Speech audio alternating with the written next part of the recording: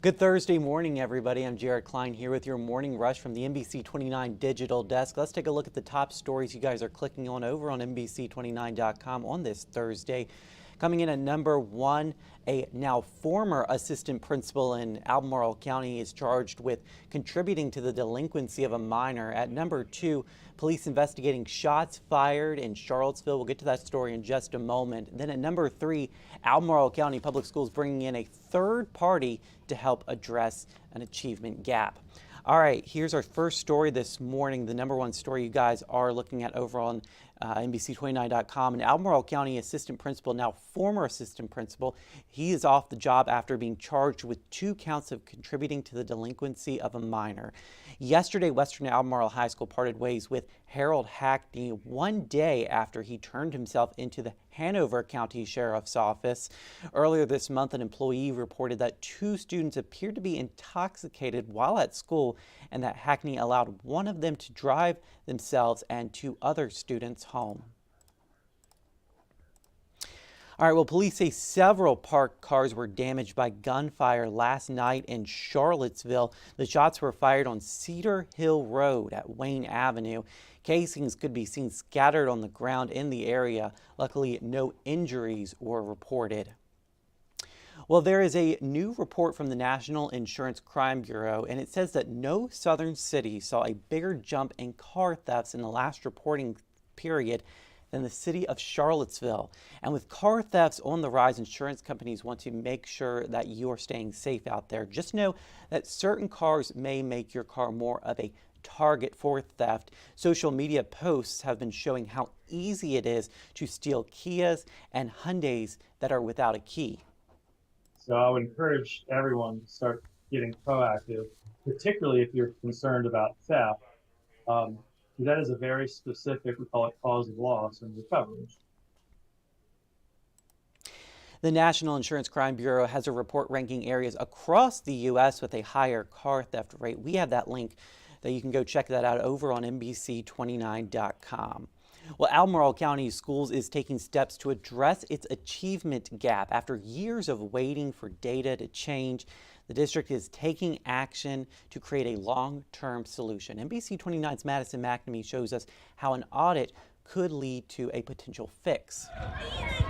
It's not enough to just say, well, we know we have a problem and we keep doing these things, but if we don't begin to see results, then we have to continue to seek out other answers. Albemarle County Schools are hiring outside eyes to fix the problems it has inside their classrooms. We have persistently seen over the last couple of years a gap between our students of color, our students with disabilities, and our English learners. Those gaps have not closed for us.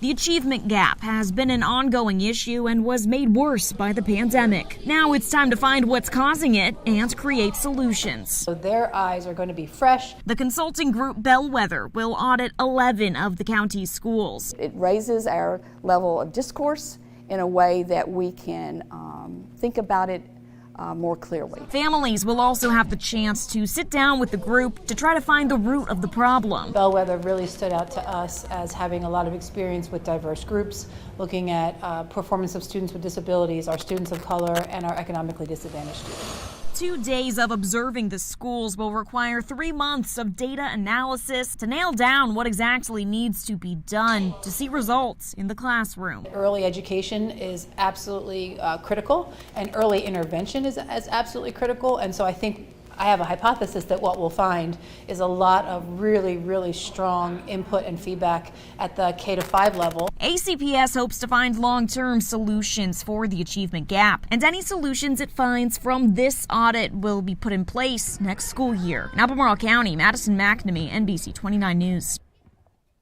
All right, thank you, Madison, for that report. 2 Jersey Mikes in Albemarle County invite you to grab a sub for charity. March is Jersey Mike's annual month of giving, and on the last Wednesday of the month, the chain donates 100% of its sales to charity. Both locations in Albemarle County are participating with proceeds going to Habitat for Humanity of Greater Charlottesville.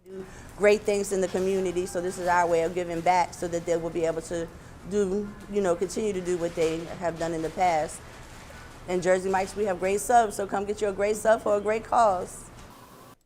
Yeah, support a great cause while getting some lunch. Last year, Jersey Mike's raised $20 million worldwide for the Special Olympics. It is hoping for a similar turnout this time around.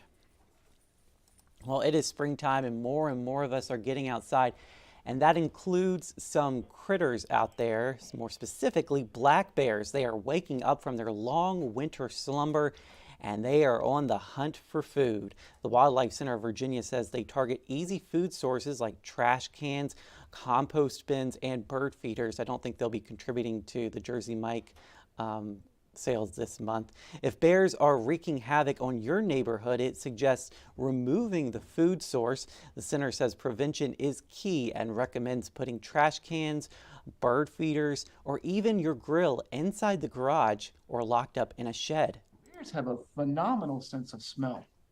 Conservative research estimates state that a bear can catch the scent of a food item from over a mile away. That's orders of magnitude greater than even a bloodhound. The Wildlife Center of Virginia says bears try to avoid humans and are skittish when it comes to new surroundings. But if they smell food, they will come by. They'll wander into neighborhoods and backyards. All right, so just a quick note if you live in Keswick or Gordonsville today. There is a planned power outage for part of the day from 9 a.m., just about an hour from now, until 2 p.m. Hundreds of Dominion Energy customers will be without power. And this is, again, a planned outage. It is to replace a pole that will take a few hours to work on that. So customers in the eastern part of Keswick and the lower and western area of Gordonsville will be impacted by this. All right, we are expecting a very warm day today. Let's take a look at that 7-day forecast brought to you by Michael & Son Heating. A high of 80 degrees, the nicest day we've seen in a while here with mostly cloudy skies. Tomorrow the showers move in for our Friday, 71 degrees, but it looks like we're holding on to that wet weather for our Saturday a bit with a high of 70, but Sunday, look at that. It looks like a high of 73, mostly sunny skies. Should be a beautiful day. That is definitely the pick day for the weekend.